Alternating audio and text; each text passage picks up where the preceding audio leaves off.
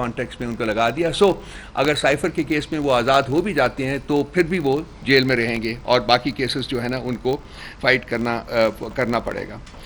دیکھیے یہ جو کچھ بھی ہے میں نے چھوٹی سی ذرا تفصیل آپ سے بیان کی ہے, یہ مطلب اس میں کہیں انصاف نظر نہیں آتا, اس میں کہیں بھی کوئی ایسی چیز نہیں نظر آتی جس سے کہ انسان کا کانفیڈنس ریاست کے اسٹرکچر میں بنے کہ ریاست جو ہے چلیں اب تھوڑی سی امپروو کر رہی ہے اور آگے بڑھنے کا راستہ جو ہے اس کو کوئی مل رہا ہے.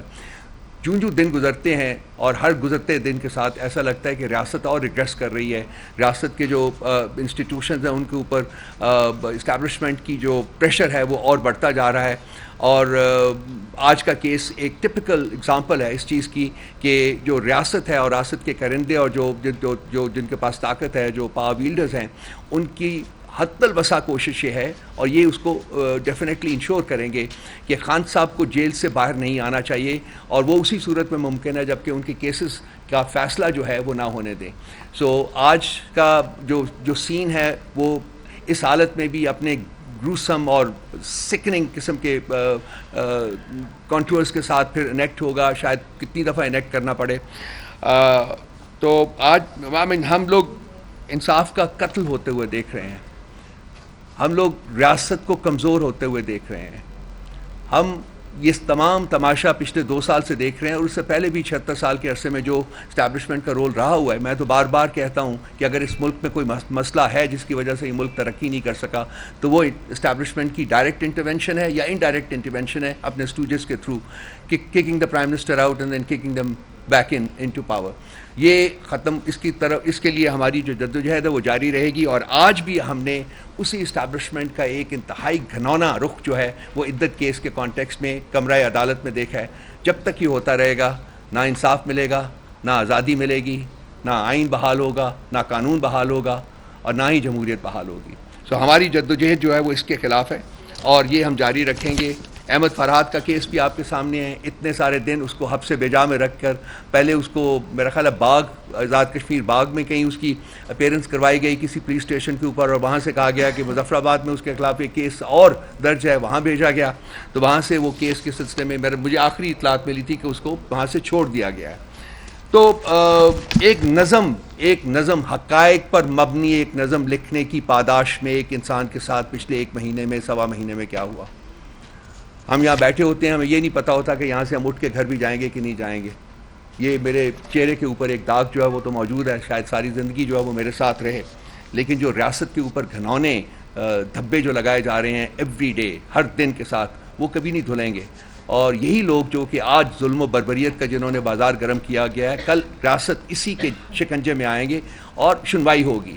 سنوائی کے بغیر ریاست آگے نہیں بڑھ سکتی ہے. سو جو لوگ رسپانسبل ہیں ان کو اکاؤنٹیبل بھی ہونا پڑے گا.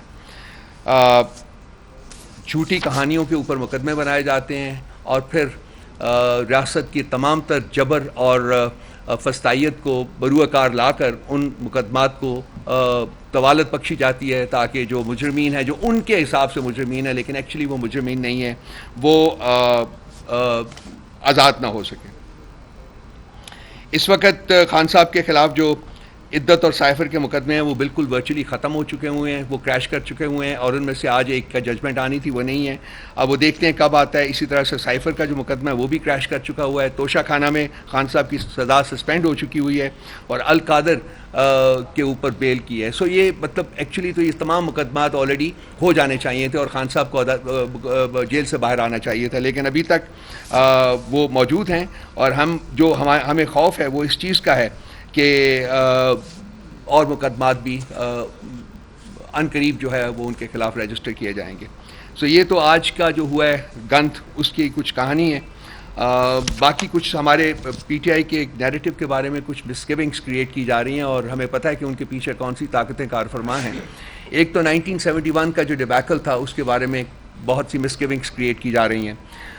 آپ دوستوں میں سے جنہوں نے حمود الرحمان کمیشن رپورٹ پڑھی ہے, اور میں نے I am one of those fortunate people who got a copy very early, اور میں نے وہ پڑھی ہے, اس میں کہیں بھی فوج کے بارے میں کوئی غلط بات نہیں کہی گئی, بلکہ بسا کئی جگہوں کے اوپر کہا گیا ہے کہ فوج بہت بہادری سے لڑی. It was a failure of the leadership. اور اس میں ایک شخص کی بات بار بار کی گئی ہے جس کا نام تھا جنرل یحییٰ خان, آغا محمد یحییٰ خان, کہ اس نے اپنے اپنی اقتدار کو طوالت دینے کے لیے ریاست کو داؤ پر لگایا اور ریاست کے دو ٹکڑے ہوئے. یہ اس وقت کی کہانی ہے 1971 کی, جب ایک شخص, ایک مطلق العنان حکمران نے اپنے اقتدار کو مزید طوالت دینے کے لیے ریاست کو داؤ پر لگایا اور 54% آف دا ریاست جو تھی وہ سیٹ کر گئی, وہ انڈیپینڈنٹ ملک بن گیا وچ از کالڈ بنگلہ دیش ناؤ. سو پیرلل جو ہم ڈرا کر رہے ہیں وہ اس وقت میں اور آج کے وقت میں کر رہے ہیں کہ آج بھی ایک شخص واحد اپنی ڈکٹیٹرشپ کو, اپنے اقتدار کو طوالت دینے کے لیے پچھلے 2 سال سے اس نے بھی ریاست کو داؤ پر لگایا ہوا ہے. ہم اس زوم میں ہیں کہ مشرقی پاکستان 1000 میل دور تھا اور شاید وہاں لڑنا ہمارے لیے اتنا آسان نہیں تھا جتنا کہ یہاں ہوگا. ہم اس زوم میں ہیں کہ ہم یہاں ملک کا کوئی حصہ جو ہے وہ سیسیڈ نہیں کرنے دیں گے یا وہ الگ نہیں ہونے دیں گے. لیکن اگر آپ صرف ایک دائرانہ نظر ڈالیں تو اس وقت پاکستان کی 6 اکائیاں ہیں. 4 آپ کے پروونسز ہیں, گلگت بلتستان ہے اور آزاد کشمیر ہے.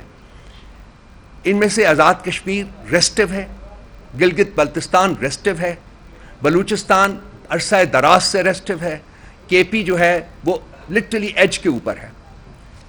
تو کیا الٹیمیٹلی ہم نے پاکستان کی شکل پنجاب اور سندھ کی شکل میں دیکھنی ہے؟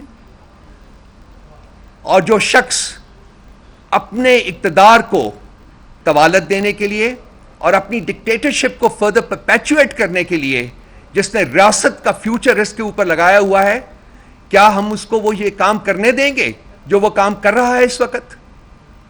کیا ہماری عدالتیں اور باقی جو ہمارے ادارے ہیں وہ اپنا رول نہیں پلے کریں گے کہ ملک کے اوپر جو اسٹینگل ہولڈ ہے ڈکٹیٹرشپ کا اس کو ختم کیا جائے اور آئین اور قانون اور جمہوریت کو بحال کیا جائے اس ملک پہ؟ اس ملک کا فیوچر کیا ڈکٹیٹرشپ سے لنکڈ ہے یا آئین اور قانون کے ساتھ لنکڈ ہے؟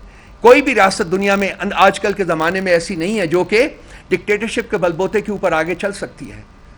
کسی نہ کسی طریقے سے, کسی نہ کسی شکل میں وہاں آئین اور قانون کی حکومت ہوتی ہے.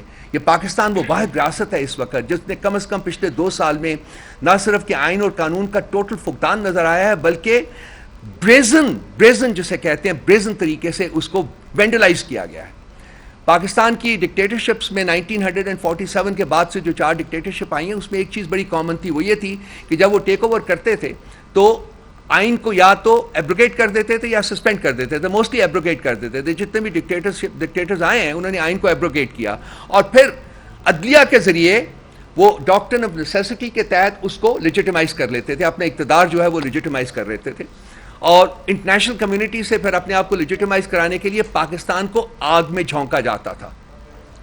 وہ سوویت یونین کے خلاف لڑائی ہو انڈر ضیاء الحق یا وہ مشرف کے دور میں آور وار آن ٹیرر ہو, امریکہ کی وار, اس کا حصہ دار, اس میں صرف اور صرف پاکستان اور پاکستان کے عوام نے سفر کیا. آج پاکستان جو اکنامکلی کیپٹو ہویا ہوا ہے, لٹرلی پینیز کے لیے وہ اپنا کشکول لے کے ساری دنیا میں پھر رہا ہے, اس کی سب سے بڑی وجہ پاکستان کی ڈکٹیٹرشپس ہیں. اور یہ 2 لڑائیاں ہیں ادر دین دو small wars, lesser important wars جو کہ پاکستان نے لڑی. آج اس خطے کے اوپر آپ نظر ڈالیں تو جو امریکہ ایک اور لڑائی یہاں لڑنے کی تیاری کر رہا ہے اور وہ لڑائی ہے کنٹین چائنا کی لڑائی, اور پاکستان انڈائریکٹلی اس کا بھی حصہ اس میں بھی اپنا حصہ ڈالنے کی تیاری کر رہا ہے. اگر یہ ہوتا ہے تو پاکستان کا اپنا وجود جو ہے وہ خطرے میں پڑے گا. وہ آلریڈی کوئی زیادہ سیف نہیں ہے, لیکن اگر اس قسم کی لڑائی میں اگر پاکستان حصے دار بنتا ہے تو وہ پاکستان کا جو سروائیول ہے وہ خطرے میں پڑے گا.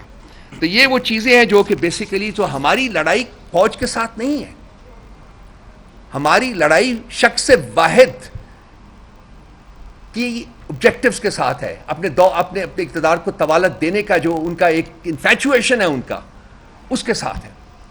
اس سے ملک نے سفر کیا ہے, اس سے ملک ابھی بھی سفر کر رہا ہے اور سفر کرتا رہے گا اس وقت تک جب تک کہ یہ انفیچویشن وہ ڈکٹیٹرشپ ختم نہیں ہوتی اور آئین اور قانون کو بحال نہیں کیا جاتا. سو یہ لڑائی ہم نے لڑی ہے, یہ لڑائی ہم لڑ رہے ہیں اور یہ لڑائی ہم لڑتے رہیں گے اس وقت تک جب تک کہ ملک میں آئین اور قانون بحال نہیں ہوتا.